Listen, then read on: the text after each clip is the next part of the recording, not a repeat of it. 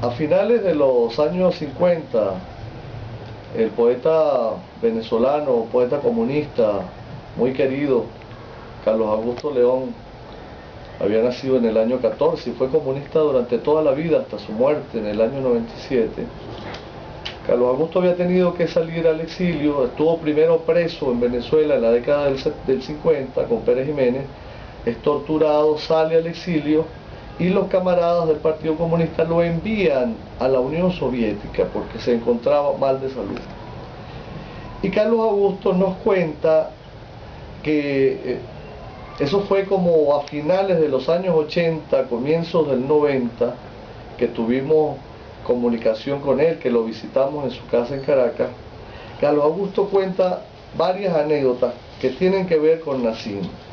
Una es que estando en el sanatorio de Moscú, en un sanatorio de Moscú, no sé cuál sería, en las afueras de Moscú, Carlos Augusto conoce allí a Nassim Hikmet. Y Carlos Augusto había estado en Francia, sabía francés.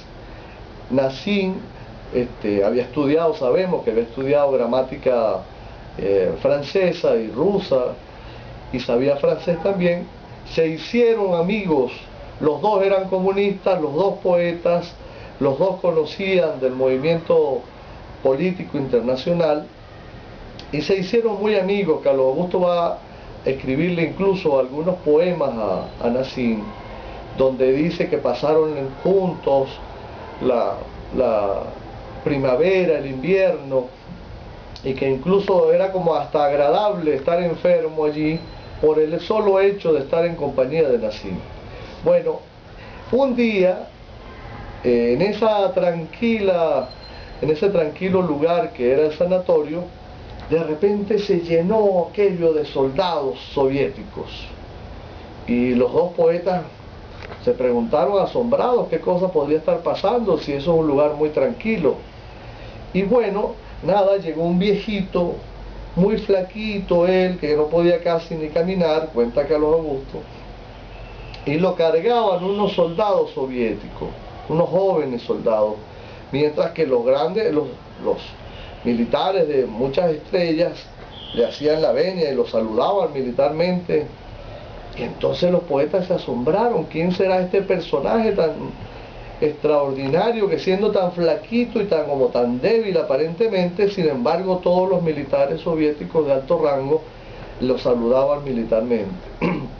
Bueno, después que llegó el anciano y lo metieron a una habitación, pasaron unos 2 o 3 días y ya se despejó de nuevo el sanatorio y volvió todo a la tranquilidad, a la normalidad.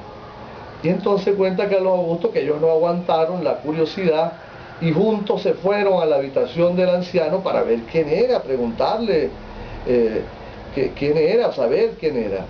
Bueno, se acercaron, tocaron, entraron y Carlos Augusto cuenta que en ese momento estaba el anciano, una enfermera le estaba dando de comer en la boca, una sopita, algo. Y entonces ellos pidieron pasar y pasaron.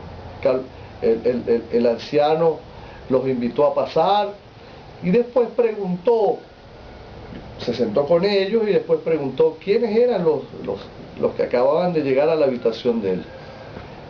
Primero habló Nassim dijo que era Nassim Hikmet, poeta turco, y el anciano inmediatamente exclamó lleno de alegría que él lo conocía. Yo lo he leído a usted, le dice, yo conozco su poesía.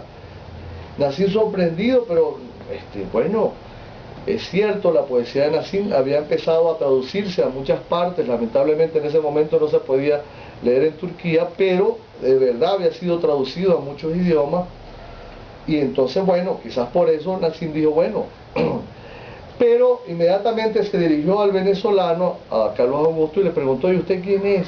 Carlos Augusto le dijo, yo soy Carlos Augusto León. A Carlos Augusto sí no lo conocía casi nadie, solo lo conocía en Venezuela, porque Carlos Augusto había empezado a publicar desde muy joven, desde los años 30, por allá con el grupo Viernes publicó. Y entonces, cuando Carlos Augusto dice que es venezolano, el anciano también estalla de alegría diciendo, pero yo admiro, soy un admirador de Simón Bolívar, tengo en mi oficina una foto de Simón Bolívar.